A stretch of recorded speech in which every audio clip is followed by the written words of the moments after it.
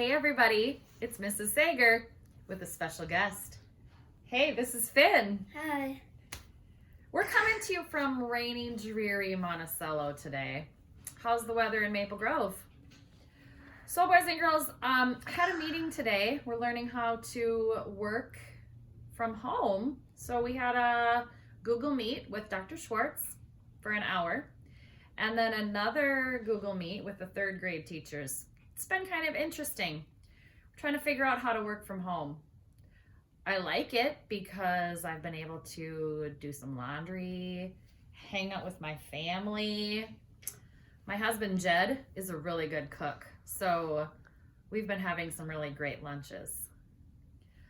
I'm going to send your parents an email today asking them to help you learn how to use your own email.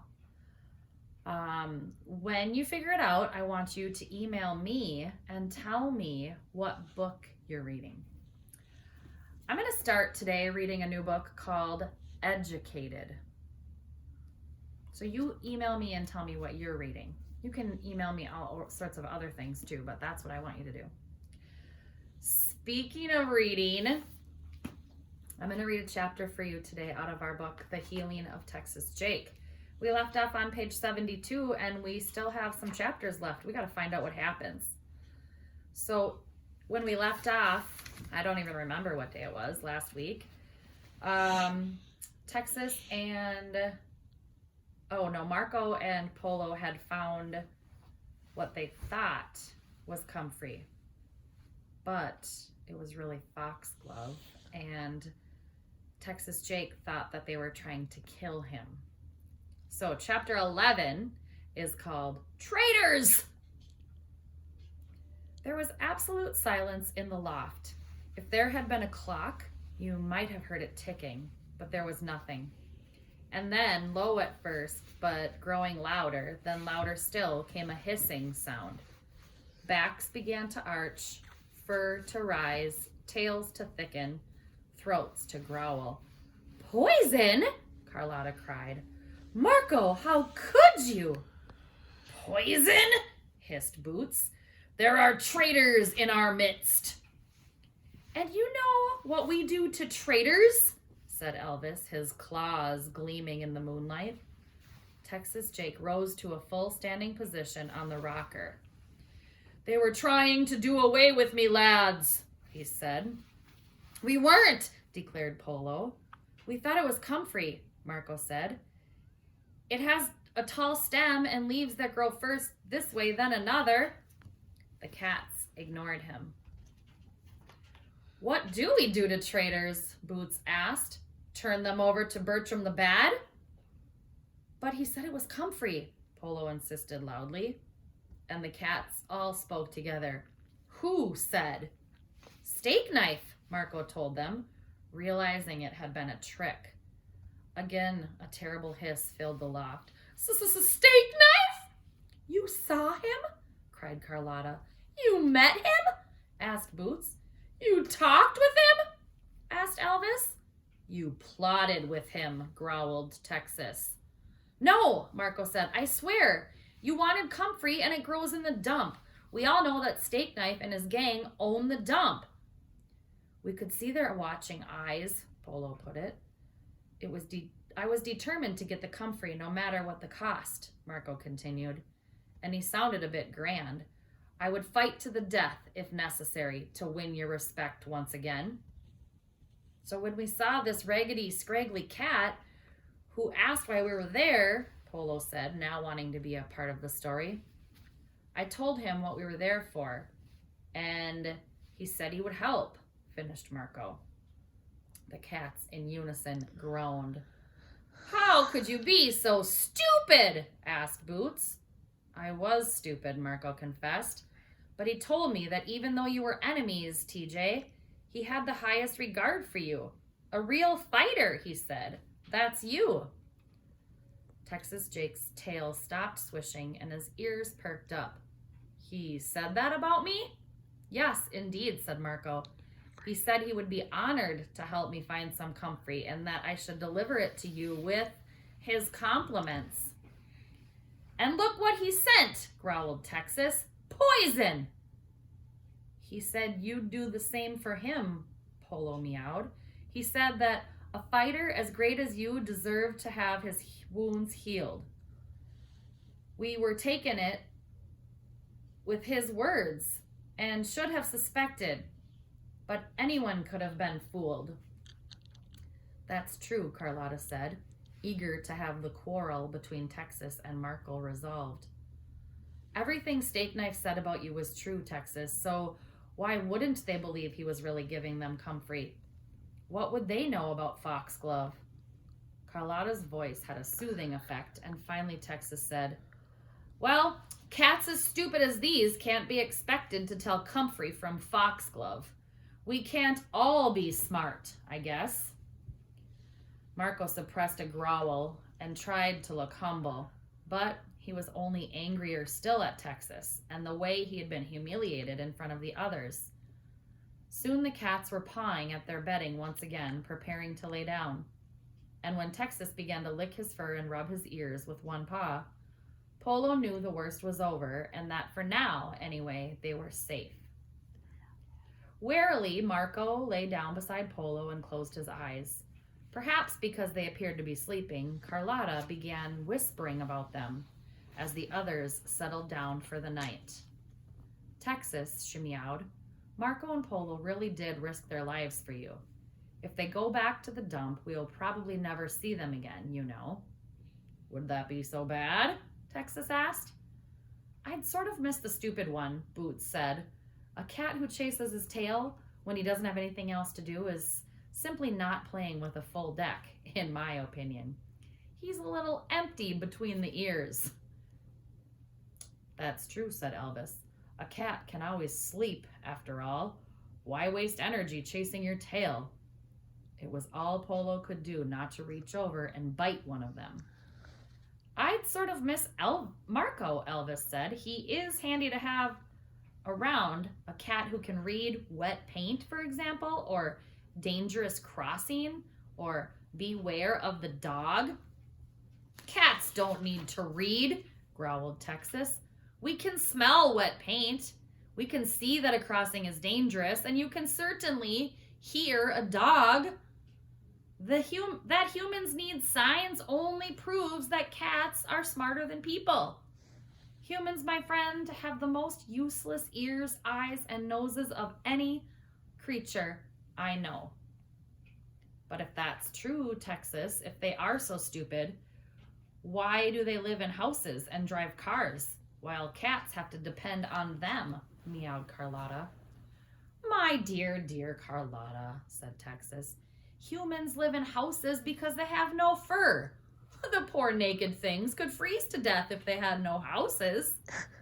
They need cars because their legs are so weak and wobbly, they cannot do very much with them. Have you ever in your life seen your master leap from the floor to the table to the bookcase? Of course not. The other cats were silent for a while, thinking it over, but then Boots spoke up. But who makes the cars and houses? Yes, yes, cried the other cats. If humans are so stupid, where do their clothes and cars and houses come from? Again, there was a pause. This time, Marco did not think he could stand it. It was all he could do to keep himself from saying the answers, but once again, Texas Jake knew things that even Marco did not know. My dear friends, he said softly, almost sadly, I cannot believe my ears. I thought that the Club of Mysteries had solved such problems long ago. Do you not use your ears, your eyes? Clothes come from stores. Cars come from trucks. And houses grow right out of the ground. It was almost frightening to be in the presence of such intelligence, Polo decided. Have you never noticed, Texas went on, that when someone opens the door of a shop over the boulevard, all you see are clothes?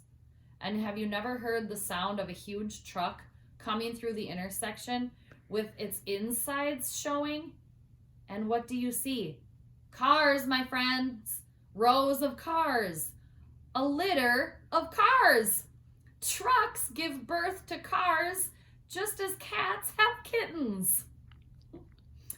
Polo felt quite sure that if he stayed in the Club of Mysteries long enough, he would be almost as smart as Texas Jake. As for houses, the big yellow cat went on, do you remember the big empty lot next to the gas station? One week we walked by and it was still empty. As naked as a cat's nose. The next week, there was a house on it. It hadn't finished growing yet, by any means, but there it is, popping right up out of the earth. This time, a long, profound silence settled over the loft.